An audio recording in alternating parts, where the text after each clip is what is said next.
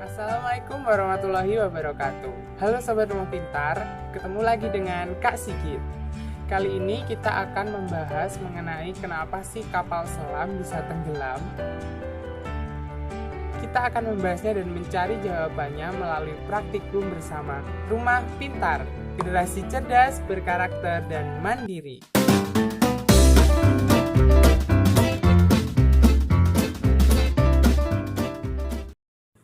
Alat dan bahan yang diperlukan.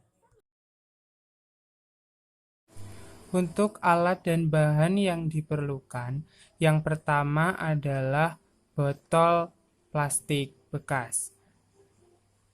Yang kedua, ada selang kecil dengan panjang selang pendek antara 5-6 cm dan selang kecil panjang 50-60 cm.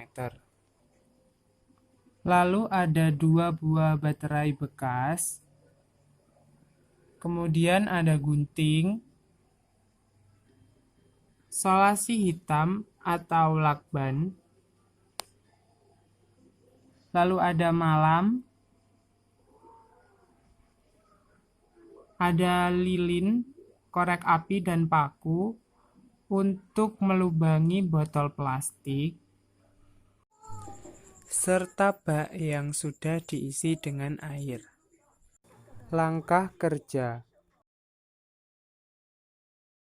Langkah pertama adalah melubangi botol plastik pada bagian bawah 2 lubang dan atas 1 lubang.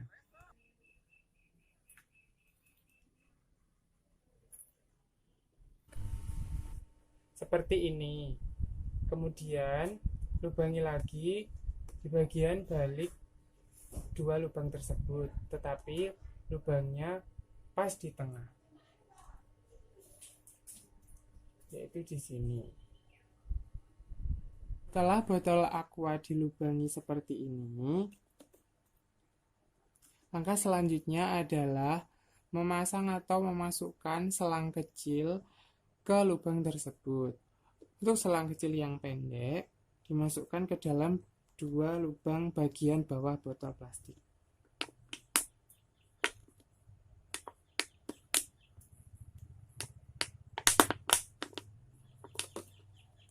Dan untuk selang yang panjang, dimasukkan ke dalam 1 lubang yang tengah di bagian atas. Selanjutnya adalah memasang batu baterai bekas sebagai alat pemberat di tepi masing-masing sisi pada botol plastik dengan lakban.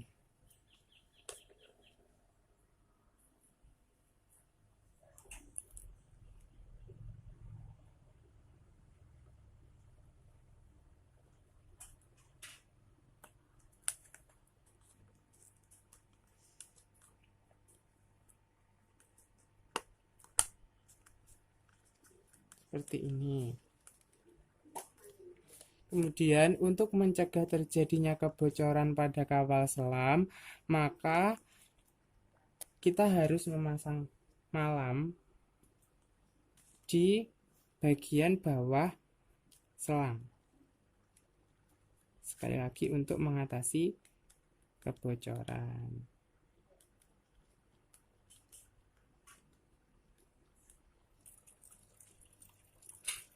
Seperti ini. Model kapal selam sudah jadi dan siap untuk diuji. Proses uji coba kapal selam.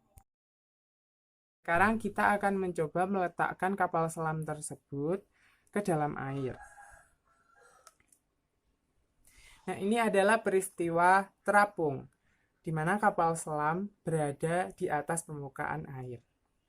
Kemudian kita akan membuat kapal selam tersebut tenggelam di dasar air. Caranya dengan menyedot udara melewati selang kecil.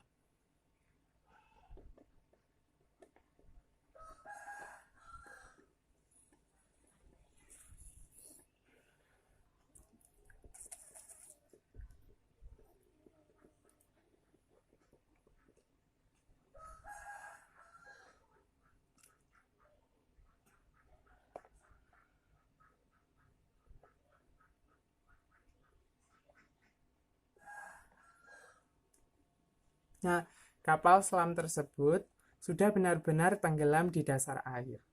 Sekarang kita akan menaikkan kembali kapal selam tersebut ke atas permukaan air. Caranya dengan meniup udara melewati selang kecil.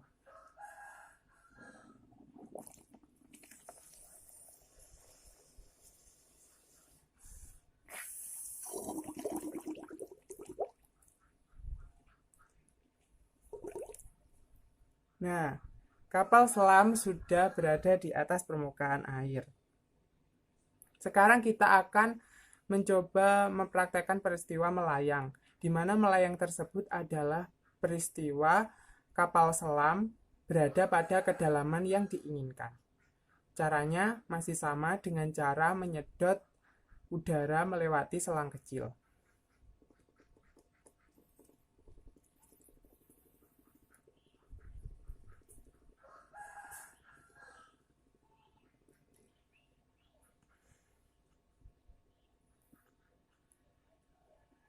Nah, kapal selam sudah melayang. Jadi melayang ini sekali lagi untuk kedalaman yang diinginkan. Kita akan membuat kembali kapal selam berada di atas permukaan air. Caranya masih sama, yaitu dengan meniupkan udara melewati selang kecil.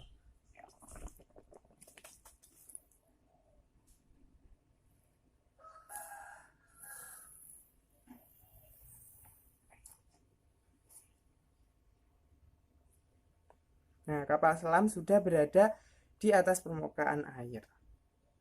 Nah, sekarang Sobat Rumah Pintar semuanya sudah paham ya mengenai kenapa sih kapal selam bisa tenggelam. Ini sederhana sekali. Suatu benda dapat mengapung jika gaya ke atas yang dialami oleh benda tersebut lebih besar daripada berat benda tersebut. Kemudian, suatu benda dapat melayang apabila gaya ke atas yang dialami oleh benda tersebut sama dengan berat benda tersebut. Kemudian, suatu benda dapat tenggelam apabila gaya ke atas yang dialami oleh benda tersebut lebih kecil daripada berat benda tersebut. Hal ini sesuai dengan prinsip hukum Archimedes.